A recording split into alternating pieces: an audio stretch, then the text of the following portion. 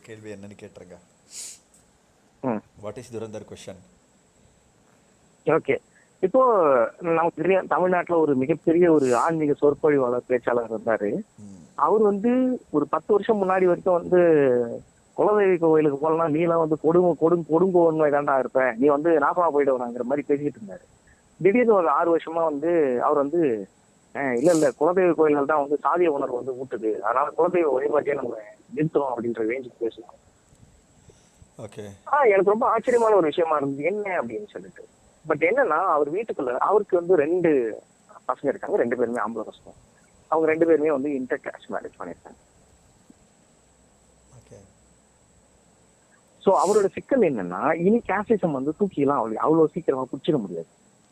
அவர் என்ன பண்றாருன்னா, காஸ்டே ஒழிக்கணும்னு கிளம்புறாரு. அங்கதான் உங்களுக்கு புரியுதா நான் சொல்றது? அந்த டைவர்ஷன் பார்ட் எங்க நடக்குது?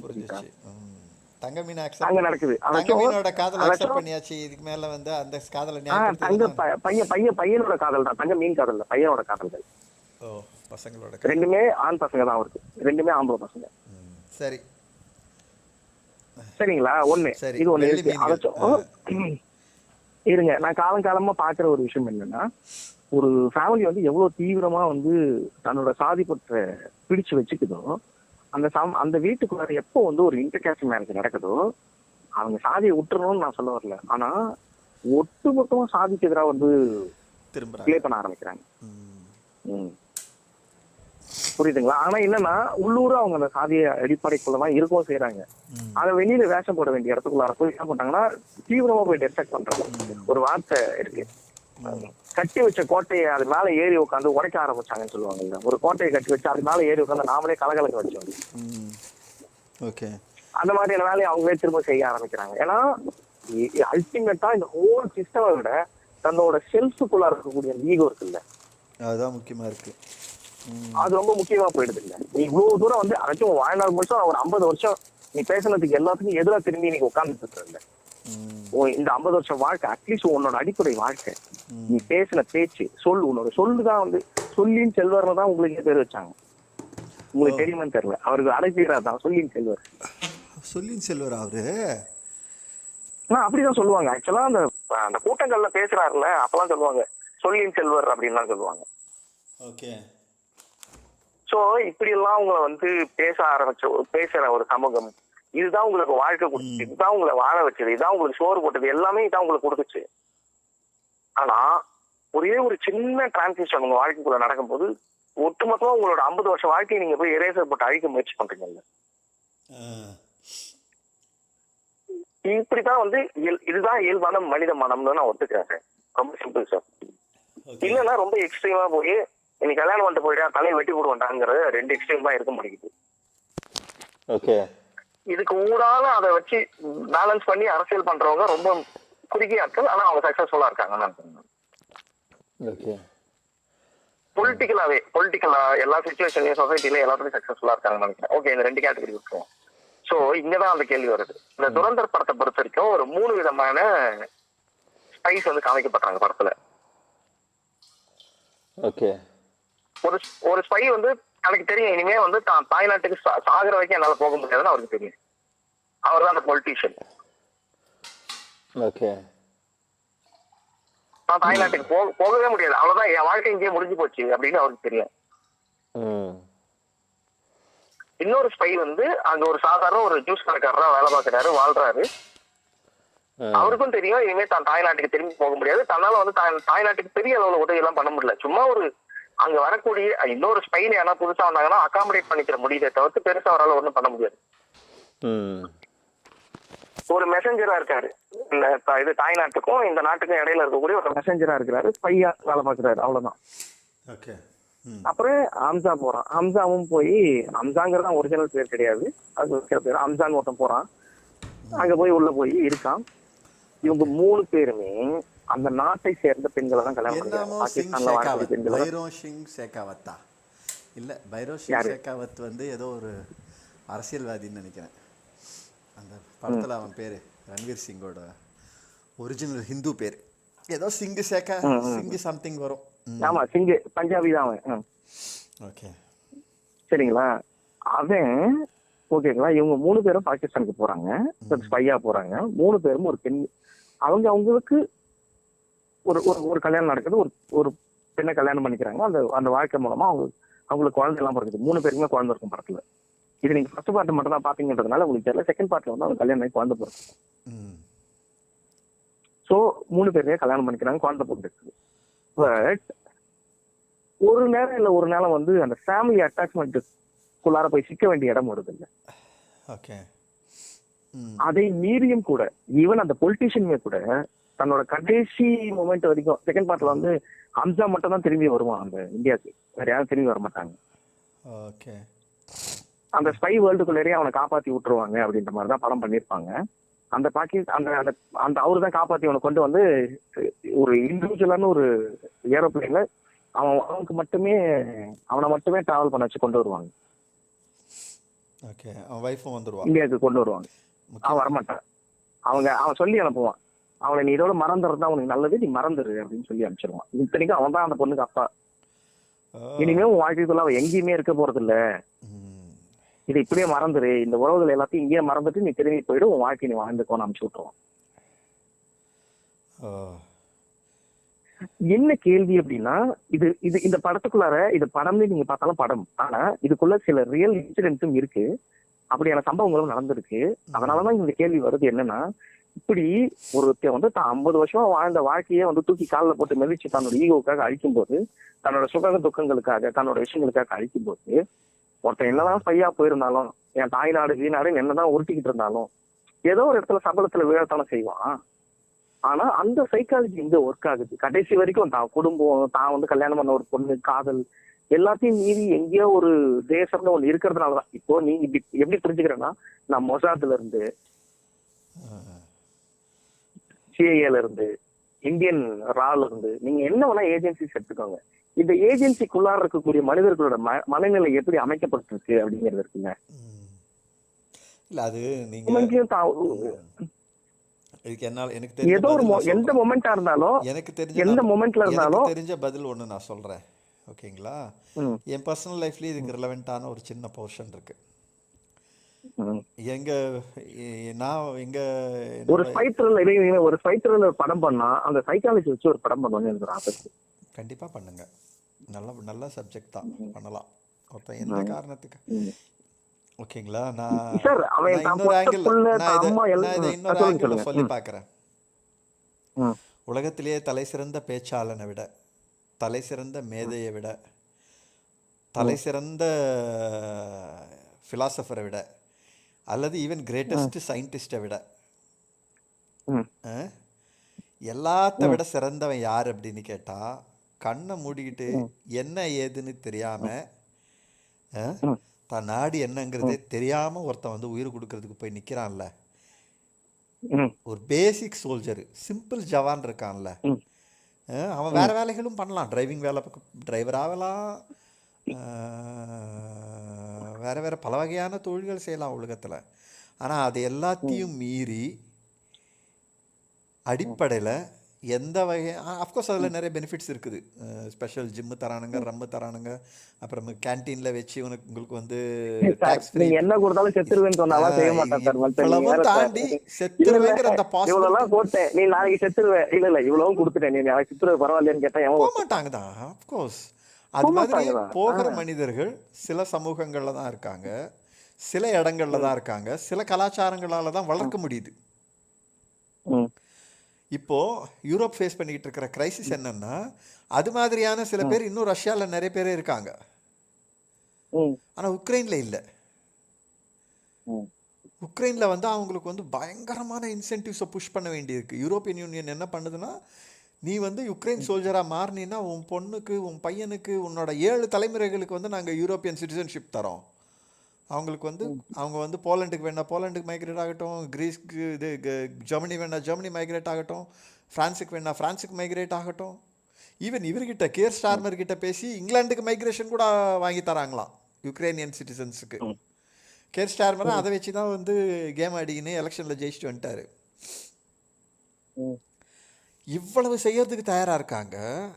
ஆனாலும் இன்னும் கூட உக்ரைனுங்கிற ஒரு அமைப்பை நாட்டை காப்பாற்றுறதுக்கு அல்லது உக்ரைனுங்கிற ஒரு பிம்பத்தை காப்பாற்றுறதுக்காக உக்ரைன் மக்கள் நிறைய பேர் போக விருப்பப்படாதவங்களும் இருக்காங்க. ம். ஆனால் ஒட்டுமொத்த யூரோப்பியன் பவர்ஸை, யூரோப்பியன் டெக்னாலஜியை, யூரோப்பியன் ஃபோர்ஸை எதிர்த்து நின்றுக்கிட்டு ரஷ்யாவுடைய படைகள் இன்னும் கூட தாக்கு பிடிச்சிக்கிட்டே இருக்கு. ம். Russia is not such a great or big economy இல்லை தான், இப்போ ம். யுஎஸ்எஸ்ஆர் ஆமா, கிடையாது இல்லதான். தான். ஆனாலும் இல்லதான். ஆனால் இன்னும் கூட வந்து ரஷ்யன் புட்டின் மேலே, புட்டின் பற்றி தான் நிறைய எல்லாரும் பேசுகிறாங்களே தவிர ரியலாக அந்த வாருக்கு பின்னாடி ரஷ்யா மக்களும் இருக்காங்க. எங்கேயோ ஒருத்தர் அது ஃபீலிங் என்ன கன்றாவி ஃபீலிங்காக கூட இருக்கட்டும், கிரேட்டர் ரஷ்யா, பழைய ரஷ்யாவோட பெருமை, என்னென்னமோ காம்ப்ளெக்ஸான ஃபீலிங். ஒரு மனுஷன் என்னென்ன ஃபீலிங்லலாம் போய் போர் மேலையில் நிற்கிறான்னு நம்மளுக்கு தெரியாது. ம். ஆனால் ஏதோ ஒரு ஃபீலிங்கில், ஏதோ ஒரு உணர்ச்சியில், ஏதோ ஒன்றத்தை காப்பாற்றுறதுக்காக, ஏதோ ஒரு உணர்வில் ஒருத்தன் போய் நிற்கிறான்ல போர் முனையில். ம். ஒரு ரஷ்யன் சோல்ஜர் போய் நிற்கிறான்ல விருப்பப்பட்டு. சொல்கிறாங்க அது இது எனக்கு ரஷ்யாவில் வந்து கம்பல்சரி கான்ஸ்கிரிப்ஷன் கிடையாது, அவங்கவுங்க விருப்பப்பட்டு வர்றது தான் சொல்கிறாங்க. அது உண்மையாக பொய்யான்னு எனக்கு தெரியாது. ஆனால் ஒருவேளை அது உண்மை அப்படின்னா அது என்னால் புரிஞ்சிக்க முடியும். ம். உக்ரைனுக்கு அந்த மாதிரி சோல்ஜர்ஸ் கிடையாது. ம். Even first world war, second world வாரில் யூகேக்கு அந்த மாதிரி சோல்ஜர்ஸ் கிடையாது, ஃப்ரான்ஸுக்கு அந்த மாதிரி சோல்ஜர்ஸ் கிடையாது. ஜெர்மன்ஸ் போய் நின்னாங்க ஹிட்லர் பின்னாடி. ம். ஜெர்மன்ஸ் போய் நின்ன மாதிரி இங்கிலீஷ் பீப்புள் போய் நிற்கவே இல்லைன்னு சொல்கிறாங்க செகண்ட் வேர்ல்டு வாரில். யூஎஸ் மட்டும் சப்போர்ட்டுக்கு போகலை அப்படின்னா, ஜப்பான் கிறுக்குத்தனமாக போய் பார்ல் ஹார்பரை அட்டாக் பண்ணலை அப்படின்னா, யூஎஸ் வரலைன்னா இங்கிலாண்டு தோற்று போயிருக்கோம் அன்னைக்கு செகண்ட் வேர்ல்டு வார். ம். ம். ஏன்னா இங்கிலீஷ் மக்கள் யாருமே ரெடியாக இல்லை. செகண்ட் வேர்ல்டு வாரை விட்டுருங்க, ஃபர்ஸ்ட் வேர்ல்டு வார்க்கே இங்கிலீஷ் மக்கள் எவனுமே போர் பண்ணுறதுக்கு ரெடியாக போகல. ம். தான் நாட்டுக்காக உயிரை பணம் வைக்கிறதுக்கு ஆட்கள் ரெடியாக இல்லை. அவங்கள லூட் பண்ணி கொடுக்கறதுக்கு ஆள் இருந்துச்சு, சந்தோஷமா இருந்தாங்க. நீங்க எம்பையரை, உலகம் முழுக்க எம்பையரை எஸ்டாப்ளிஷ் பண்ணீங்க. You got an empire but you lost the soul of your people. ம். எங்கேயோ ஒரு இடத்துல அது தாண்டிடுச்சு. அந்த என்ன கோடு, அது என்னங்கிறது நம்மளுக்கு உண்மையாகவே எனக்கு வந்து தெரியாது தான். ம். ஜெர்மனியர்கள் ஏன் போனாங்க ஹிட்லர் பின்னாடி, கைசர் பின்னாடி? ம். இங்கிலீஷ் மக்கள் ஏன் அந்த மாதிரி திரளலை? இந்தியன் ஃபோர்ஸஸும் ஈஜிப்ஷியன்ஸும் எல்லாரும் போய் ஏன் வேர்ல்டு வார் ஃபைட் பண்ண வேண்டியிருந்தது? அண்ட் இவங்க எல்லாம் இந்தியன்ஸ், எத்தனை இந்தியன்ஸ் போயிருந்தாலும் இந்த வாரம் ஜெயிச்சு கொடுத்துருக்க முடியாது. நிஜமாக அந்த வாரம் ஜெயிச்சு கொடுத்தது கடைசியில் அமெரிக்கன்ஸு. அவனுக்கு இறங்குனதுக்கு அப்புறமா தான் வாரோடைய திசையை மாறி போச்சு. ம். ம். அவங்க ஏன் ஃபைட் பண்ணுறாங்கங்கிறது ஒரு வினோதமான விஷயம் தான். அமெரிக்கன்ஸும் இருக்காங்க தான். அதனால தான் எனக்கு வந்து நான் நிறைய வாட்டி சொல்லுவேன், ஆனால் கார்த்திக் என் ஃப்ரெண்டுக்கு வந்து சுத்தமாக பிடிக்காது அந்த படம். அவனை பார்ப்பான், பட் ஆனால் அவன் வந்து அந்த படத்தை வந்து சேவிங் பிரைவேட் ரயான்னு ஒரு படம் இருக்கும். Saving private ரயானா sir? இது சம படம் சார். அது ஸ்டீவன் ஸ்பீல்பர்க். அதுல அந்த பாருங்க, அதுவும் டாம் ஹாங்க்ஸோட ஆக்டிங் பிரமாதப்படுத்தி பாரு மனுஷன். அவருடைய கரியர் பெஸ்ட்னா நான் அதான் சொல்லுவேன். நானும் சொல்லுவேன், பயங்கரமான படம் அது. சூப்பரா. ஒரு அமெரிக்கன் வந்து போய் போர்ல நிக்கிறான்னா அவனோட உணர்வு என்ன, அவன் பின்னணி என்ன, அவன் எதுக்காக வந்து நிக்கிறான், அதை வந்து ஓரளவுக்கு அது ஒரு கிளிம்ஸ் காட்டின ஒரு படம். அதான் நான் நினைக்கிறேன். என்னதான் இருந்தாலும் கடைசியா பார்த்தா ஒரு இண்டிவிஜுவல் பர்சனுக்காக நடந்திருக்கும் அந்த ஒரு ஆபரேஷனே. ஆமா. ஒருத்தன் அவங்க அந்த ஃபேமிலி வந்து 4 பசங்களை ஏற்கனவே இழந்துருச்சு, 5வது ஒருத்தனையும் இழந்துடக்கூடாதுங்கிறதுக்காக அந்த ஒட்டுமொத்த இவங்க வந்து 8 பேரை என்னமோ காவு கொடுப்பாங்க. ஆமா இல்லையா? ஸோ எனக்கு குரலே உடையுது, அந்த அளவுக்கு எமோஷ்னலான ஒரு விஷயம் அது. அது மாதிரியான ஆட்கள் இருக்கிற வரைக்கும் தான் ஒரு நாடு நிற்க முடியும். ஈவன் அமெரிக்காவுக்குமே அதுதான் கதி. அது மாதிரியான ஆட்கள் அமெரிக்காவை காப்பாற்றுற வரைக்கும் தான் அது வந்து சூப்பர் பவராக நிற்கும். அது மாதிரியான ஆட்கள் இல்லாமல் என்னைக்கு போகிறாங்களோ, அதில் அவர் பேர் வந்து மில்லர் மாதிரியான ஆட்கள் இல்லாத அன்னைக்கு யூஎஸ் இல்லை, வெஸ்ட்டும் இல்லை. இப்போவே வெஸ்ட் வந்து கொலாப்ஸ் ஆகிடுச்சு பெரும்பகுதி. அதோட மாரல் டீஜெனரேஷன் என்றைக்கோ தொடங்கி இப்போ வந்து இங்கிலாந்து வார்க்கு போச்சுன்னா எத்தனை இங்கிலீஷ் பீப்புள் போவாங்கன்னு நினைக்கிறீங்க நீங்கள் யுத்தத்துக்கு? இங்கிலாண்டா அதிகம் போகுது. உலகத்தையே வார் பண்ண வைப்பானுங்க. நீங்கள் எல்லாரும் அச்சு சாமுங்கடா, தப்பிச்சவன் எல்லாம் எங்கள் வீட்டுக்கு எங்கள் நாட்டுக்கு வந்துருங்க. இல்லை அது அந்த எம்பையரை வந்து எப்படி எழுந்துச்சுன்னா இப்படி தான் எழுந்துச்சுன்னு நான் நினைக்கிறேன். அதோட அதோட மக்களோட ஆன்மவாதி எழுந்துருச்சு. எங்கேயோ ஒரு இடத்துல அந்த மக்கள் வந்து தன் தாய்நாட்டை காப்பாற்றணுங்கிற உணர்வுலேருந்து வெளில போயிட்டானுங்க. சொகுசுக்கு வாழ்க்கைக்கு எதுக்கோ பழகிட்டானுங்க. பொய்யர்கள் ஆயிட்டாங்க, பித்தலாட்டக்காரங்கள் ஆயிட்டானுங்க. எப்போ சொகுசுக்கு பழகுறாங்க போயிடுவாங்க, அவ்வளவுதான் முடிஞ்சு அவ்வளோதான் முடிஞ்சு போச்சு. போச்சு. நாட்டுக்குள்ள என்ன இருக்கு? சொகுசோடைய அல்டிமேட் டெஸ்ட்ராயர் அதுதான். ம். சொகுசுக்கு பழகின ஒரு மக்கள் போய் என்னத்தை போருக்கு போகிறாங்க? அவங்க எந்த பிள்ளைய வந்து போருக்கு ரெடி பண்ண போகிறாங்க? யாருக்குமே ரெடி பண்ண மாட்டாங்க. அதைத்தானே வந்து ஆஷிக் நண்டி எழுதியிருந்தாருன்னு சொன்னீங்க, விராட் கோலி வச்சு. ஆமாம். அல்டிமேட்டா வந்து அனுஷ்காவை ட்ரோல் பண்றதுக்கு காரணம் என்ன? அந்த காலகட்டத்துல 2015 ஆமாம். இல்லை அது பாவம் இவன் சரியா விளையாடலன்றதுக்கு அந்த அம்மாவை போட்டு அடி அடின்னு வச்சானுங்க இந்தியன்ஸ் ஒட்டு மொத்தமா. எல்லாத்துக்கும் காரணம் அனுஷ்கா தான்.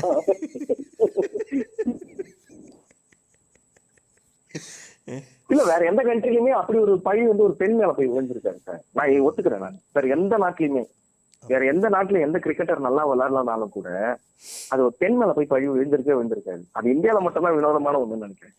அது போய் வந்து நேரா அனுஷ்கா மேலே வந்து தம் பிள்ளைகளை வீரர்களா வளர்க்கணுங்கிற ஒரு சிந்தனை இருக்குல்ல. அது வந்து தந்தை வழி சமூகம், ஆபத்தான முயற்சி, ஆணாதிக்க சமூகம் வளர்த்து விட்டது, இதெல்லாம் இருக்கட்டும். ஆனா அது எல்லாத்தையும் தாண்டி எங்கேயோ ஒரு இடத்துல இங்க அந்த உணர்வு இருந்தது. ஏதோ டிவி ஓடுது போல இருக்கே சைட்ல. இல்ல இல்ல இல்ல சொல்லுங்க. உங்க ரூம்ல தான் டிவியே கிடையாது. ஆமா, எங்க ரூம்ல டிவி கிடையாது. பக்கத்துல ஓடிட்டு இருந்தது. ஓகே, ஒன்றும் பிரச்சனை இல்லை. ரைட். ஸோ அதனால அது முட்டா பசங்க, படிப்பறிவு இல்லாத பசங்க, லூசு கும்பிட்டங்க, இவங்க எல்லாம் தான் நிஜமாவே நாட்டுக்காக உயிரை கொடுக்கறதுக்கு ரெடியாக இருக்கக்கூடிய பசங்க. மற்றபடி அறிவாளிகள், மேதைகள், இவனுங்கெல்லாம் திருட்டு பசங்க, 1ஆம் நம்பர் திருடனுங்க. உலகம் முழுக்க இது உண்மை. இது நம்ம நாடு மட்டும் கிடையாதுன்னு நினைக்கிறேன். இது உலகம் முழுக்க எல்லா சமூகங்களுக்கும் எல்லா காலங்களுக்குமே பொருந்தும்னு நான் நினைக்கிறேன். அதனால தான் எல்லா மாபெரும் நாடுகளும், அலெக்சாண்டர் மாதிரி ஒருத்தனை உற்பத்தி பண்ண கிரீஸ் அப்புறம் ஏன் காணாமல் போகுது? ஜூலியஸ் சீசரை உற்பத்தி பண்ணின அதே ரோம் இன்னைக்கு வந்து ஏன் பெர்லுஸ்கோனி கையிலையும் மெலோனி கையிலையும் போய் சிக்கி சின்னாபின்னமாகுது இல்லையா? இந்தியன் எம்பையர் மட்டும் இல்லை, உலகம் முழுக்க ஒரு இது sun never sets on the British எம்பையருங்கிற மாதிரி ஒரு பிரிட்டிஷ் எம்பையரை பில்ட் பண்ணின இங்கிலாந்து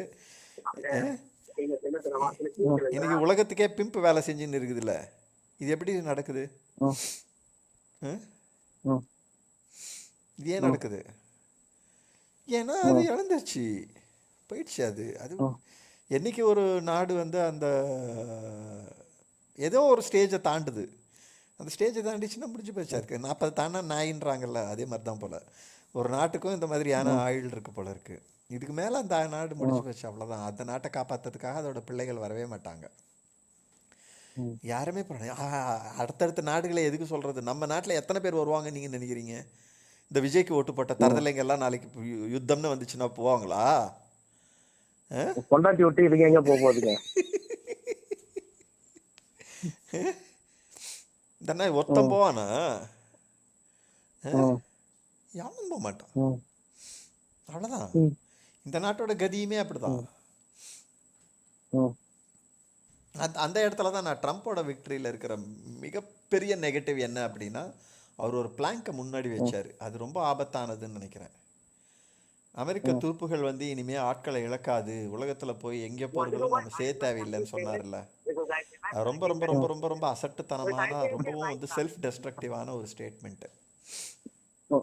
ஒட்டுமொத்த அமெரிக்காவுக்குமே எதிரான பேச்சு. ஆமாம், நீங்கள் வந்து ஒருத்தன் சோல்ஜர் ஆகிறான் அப்படின்னா அவன் எங்கேயோ இன்னி வரைக்கும் அமெரிக்கா வந்து பொருளாதாரத்துல மட்டும் ராஜா கிடையாது, அது அதோட மிலிட்டரி பவர்ல தான் அதோட ராஜா. பவர்ல தான் அது ராஜா. அது 2 உலக போர்களை ஜெயிச்சு கொடுத்துச்சு. ஏன்னா பொருளாதாரம் சும்மா அது. அதனால இல்ல, பொருளாதாரமே அதனாலதான் வந்துச்சு. பொருளாதாரம் அதனாலதான் வந்துச்சு. ஆக்சுவலா டாலர் வந்து கிங்கா மாறினதுக்கு காரணம் அதுதான். இன்னைக்கு அவனுங்களோட பேட்ரியாட்டிசம் எல்லாம் மீனிங்லெஸ்ஸா போகுது இல்ல. அமெரிக்கா கிரேட்னு நம்புறான்ல ஒருத்தன், சின்ன பையன் லூசு மாதிரி. அவனோட லைஃப் மீனிங்லெஸ் ஆக்குறல்ல நீ. போருக்கு போக தேவையில்லை, எந்த நாட்டையும் நம்ம காப்பாற்ற தேவையில்லை, யாரையும் நம்ம காப்பாற்ற தேவையில்லை, யாருக்காகவும் அமெரிக்கா போர் பண்ண தேவையில்லை. இது மாதிரி பண்ணும்போது என்ன ஆகுதுன்னா அதோடைய கிரேட்னஸ்க்கான எண்டு தொடங்கிடுச்சுன்னு அர்த்தம். கிரேட்னஸ் முடிஞ்சு போச்சு. Now it is on the downward path. இந்த டவுன்வர்ட் பாத் எப்போ போய் எங்கே முட்டின்னு எப்படி சரியும் எப்படி விழும் தெரியாது. நான் நினைக்கிறேன் இந்த மாதிரி டக்கால்ட்டி வேலைகளெல்லாம் இல்லாத கடைசி நாடு சைனான்னு நினைக்கிறேன். அதனால தான் நான் உள்ளூர எனக்கு ஒரு உணர்வு இருக்குது, சைனா அப்படி உலகத்தை ஆட்சி செய்யணும்னு கிளம்பிச்சுன்னா யாராலையுமே அதை தடுத்து நிப்பாட்ட முடியாதுன்னு நினைக்கிறேன். எல்லாரும் தலைவணங்கி தான் ஆகணும். அது ஒரு எம்பையர் நடத்த போகுது அடுத்த நூற்றாண்டில், அல்லது இந்த நூற்றாண்டிலே கூட அது தொடங்கலாம், தெரியல எப்போங்கிறது எனக்கு ஆர்வம்லாம் சொல்ல தெரியாது. ஆனால் China is going to rule the world. எல்லாரும் அங்கே போய் மண்டிட்டு பிச்சை எடுக்க போகிறானுங்க. இல்லை நம்ம ஆட்கள் ஒன்றும் பெருசாக விதிவிலக்கு இல்லைன்னு தான் நான் நினைக்கிறேன். ஒருவேளை தெரில, நம்ம நாட்டில் இந்த ஆன்மீக வளம் அது இது இருக்குது, இந்த நாட்டின் ஆன்மா சாகவில்லைன்னு வாதாடுறாங்கல்ல, அப்படி நிஜமாவே இந்த நாட்டின் ஆன்மா காப்பாற்றி நின்றுச்சு அப்படின்னா. இல்ல சார், நம்ம நாட்டை பொறுத்த வரைக்கும் இருக்கக்கூடிய சிக்கல் நான் புரிஞ்சுக்கிறது என்னன்னா, நம்ம நாடு அவ்வளவு சீக்கிரம் போய் விழாதுங்கிறதுக்கு எங்க காரணம் இருக்குன்னா, இது ஒரு போலரைஸ்டான ஒரு இடமா இருக்கு. இதோட பாப்புலேஷன், இதோட இது எல்லாமே ஒரு மாதிரி போலரைஸ்டா இருக்குல்ல. அங்கிருந்து அது பார்க்கும்போது அதுக்கான ஆட்களை ஓரளவுக்கு அது பேசிக்கா உற்பத்தி பண்ணிக்கிட்டே இருக்கும். அதுக்கான பேசிக்கான அந்த ஒரு நம்பிக்கை தான் இருக்குதே தவிர, இல்லைன்னா நம்ம நாட்டையுமே கைவிட. இதோட பாப்புலேஷன் இதோட சக்சஸ்ஃபுல் இருக்குது, இல்லைன்னா வேற ஒண்ணுமே பிரச்சனை இல்லை.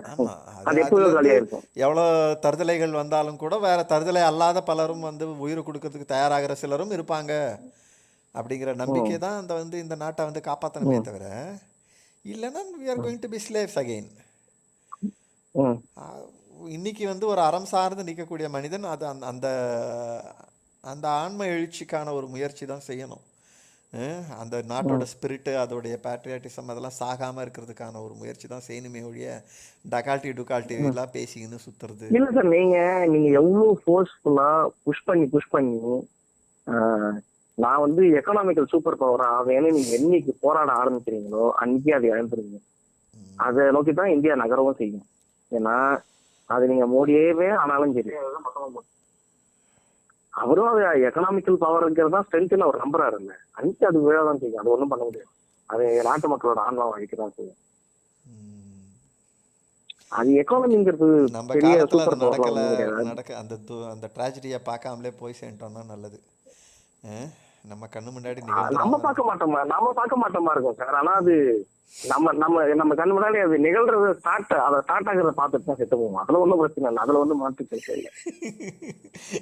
கிளைமேக்ஸ் பார்க்கலனாலும் ஆரம்ப கட்ட சீன்ஸ் எல்லாம் பார்த்துருவோன்றீங்களா? ஆமா, அதோட இனிஷியல் அது இனிஷியேட் ஆகிறத பார்த்துட்டு தான் சாகும். அது ஒன்றும் பிரச்சனை இல்லை. ஆனா என்னன்னா அது இன்னும் ஒரு ஜெனரேஷன் கடந்துருச்சு அப்படின்னா அந்த அந்த இது இருக்காது. ஏன்னா இவங்க எல்லாரையும் நீங்க அதான் சொன்னல, நீங்க எப்போ ரொம்ப புஷ் பண்ணி ஒரு எக்கானமியை புஷ் பண்ணி எக்கனாமிக்கல் சூப்பர் பவரா ஆகணும்னு நீங்க ஆசைப்படுறீங்களோ, அப்ப நீங்க உங்களோட விழுமியங்கள் எல்லாத்தையும் நீங்க விட்டு கொடுக்க வேண்டியிருக்கும். நீங்க விட்டு கொடுத்தா மட்டும்தான் எக்கனாமிக்கல் சூப்பர் பவர் ஆகும். நம்ம இதை பத்தி நம்ம ஏற்கனவே பேசணும். அந்த ஹோட்டல் சிஸ்டம் எப்படி ஒரு விருந்தோம்பல காலி பண்ணிச்சு அப்படின்னு. அதை நான் ஒரு பெரிய டாக்டர் கிட்ட போய் கேட்டேன், கேஸ்ட்ரோஎன்ட்ரோலஜிஸ்ட் ஒருத்தர்கிட்ட மலர் ஹாஸ்பிட்டல்ல. அவருக்கு அது என்னன்னே புரிய மாட்டேங்குது. நான் கேட்ட கேள்வியே அவருக்கு புரியல. அவருக்கு என்னன்னே புரியல. அவருக்கு அதுக்கு ஆக்சுவலா அவருக்கு நேரடியா மறைமுகமா எதுக்குமே பதில் சொல்ல தெரியல. அவரு நான் கேட்ட கேள்வியை உள்வாங்கிக்காம அவர் ஒரு பதில் சொல்லிட்டு எஸ்கேப் ஆயிட்டாரு. எஸ்கேப் ஆயிட்டாருன்னு சொல்ல, ஆக்சுவலா அவருக்கு புரியல. அப்புறம் என்ன எஸ்கேப் ஆகுறது? புரிஞ்சாதானே எஸ்கேப் ஆகிறதுக்கு. எப்படி ஒரு 60 வயசு ஒரு டாக்டருக்கு அது புரியாம போச்சுன்னு எனக்கு இன்னி வரைக்கும் எனக்கு ஆச்சரியமா இருக்கு. ஒரு 60 வயசு ஆளுக்கு எப்படி அது புரியாம போச்சு? அப்படி ஒரு தன்மையை அவர்கிட்டே இல்லையே.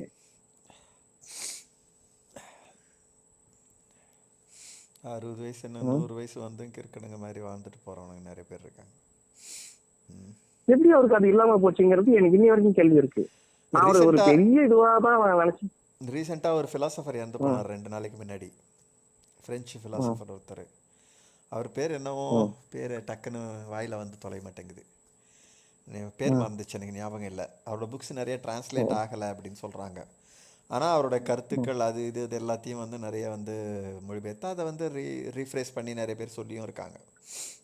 எனக்கு ரொம்ப ரொம்ப ஜென்யூனான சென்சிபிளான ஒரு ஸ்காலர்னு தான் தோணுது, ஒரு ஃபிலாசபர்னு தான் தோணுது அவர். எனக்கு ம் அவரை பற்றி படித்ததில் எனக்கு ரொம்ப பிடிச்சிருந்தது. நிறைய விஷயங்கள் அவருடைய கண்ணோட்டம் அது இதெல்லாம் சொல்லியிருந்தாங்க, அது எனக்கு ரொம்ப பிடிச்சிருந்தது. ஆனால் பிரச்சனை என்ன அப்படின்னா, அதெல்லாம் வந்து அவர் வந்து 100 வயசு வாழ்கிறது நியாயமானது. ஆனால் அதே வயசில் 104 ம் வயசில் வந்து இன்னும் நிறைய தருதலைங்களும் செத்து போயிருக்கோம். 100 வயசு வந்தவங்க கூட ஒன்றுமே தெரியாமல், ம் ஒன்றுமே தத்திகர மந்திரமா வாழ்ந்து 100 வருஷமும் தத்திகரம் ம் அப்படியே நிறைய பேர் செத்துருப்பாங்க. என்ன பண்ண முடியும்? அப்படி தானே வாழ்க்கை இருக்கு. ம். ம் எனக்கு ரொம்ப நாளாக வந்து எனக்கு எப்போவுமே அந்த கேள்வி இருந்துக்கிட்டே இருக்கும். ஒருத்தன் 100 ம் வயசு வாழ்கிறான்னா அந்த 100 வயசு மீனிங்ஃபுல்லாக தான் வாழ்ந்தானா அப்படிங்கிற கேள்வி வரும். ம் 100வது வயசில் ஒருத்தன் சாகுறான் ம் அப்படின்றாங்க, அது ஒரு பெருமையான விஷயமா வைக்கிறாங்கல்ல. ம் ஆனால் அவன் 100 வருஷம் வந்து ம் மீனிங்ஃபுல்லாக தான் வாழ்ந்தானா? 60லே செத்து இருந்தாலும் பெரிய பிரச்சனை இல்லை, 70ல் செத்து இருந்தாலும் பெரிய பிரச்சனை இல்லை, 70லே போய் ம் சேர்ந்துருக்கலாம் அப்படிங்கிற மாதிரி ஒரு வேளை வாழ்ந்தானா என்ன அப்படிங்கிற கேள்விகள் எனக்கு எப்போவுமே இருக்கும். அந்த 100 வயசு. ஏன்னா நான் வந்து ஒருத்தர் வந்து 105 வயசுன்னு கிளைம் பண்ணிக்கிட்டு இருந்தார். எங்கே தெரியுங்களா? ம் கடலூர் ரோட்டில், விழுப்புரம் விருத்தாச்சலம் டு கடலூர் போகிற ரோட்டில், கடலூரில் தான் போஸ்ட் ஆஃபீஸில் வேலை செஞ்சார். போஸ்ட் மாஸ்டராக ஒருத்தர், ஒரு ம் ஐயரு.